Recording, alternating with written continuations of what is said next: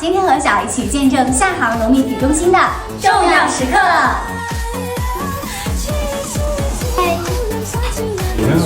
那么我们节目直播的这个厦。今天和小一起打卡厦航融媒体中心。新业态自媒体板块的发展，开始了我们自媒体达人矩阵。我们和厦大电学院共同携手，我相信这段精彩的旅程未来会更加的值得期待。人生漫漫，来路常相伴。谢谢各位领导的聆听。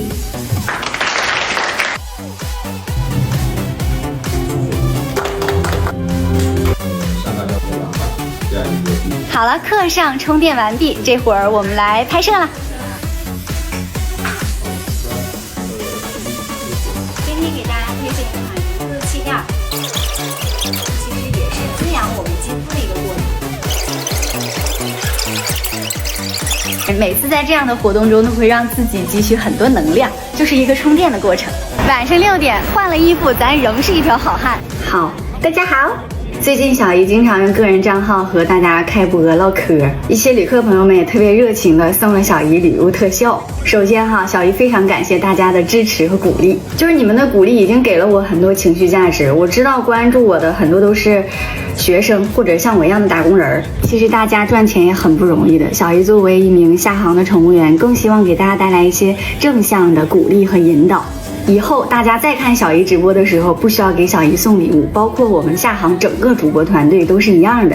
你们的支持就是我们做视频最大的动力了。那同时已经收到的礼物特效，咱们后续会在大家的监督和公司的协助下，成立小姨粉丝公益账户。小姨以后在直播中收到的礼物，我也会定期的汇报给粉丝群里的朋友们。未来呢，我也会以更多公益的形式回馈给大家。谢谢你们的支持。都是咱的老铁，顺便给自己打打广告啊！你们给小姨点点关注，就是对我最大的鼓励和支持了。当然了，不点也没事，我也不生气。听话啊！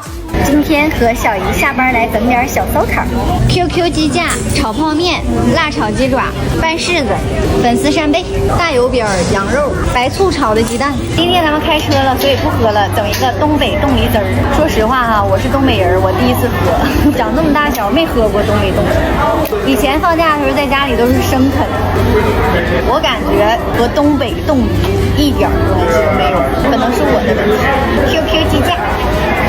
我跟你们说，这鸡架都是连皮炸的，你要光吃瘦的地方不香，就带点肥的才好吃。但是这个哈，我觉得它没那么正宗，因为正常沈阳 QQ 鸡架都得用醋去喷它，喷醋的鸡架是最好吃的，个人口味。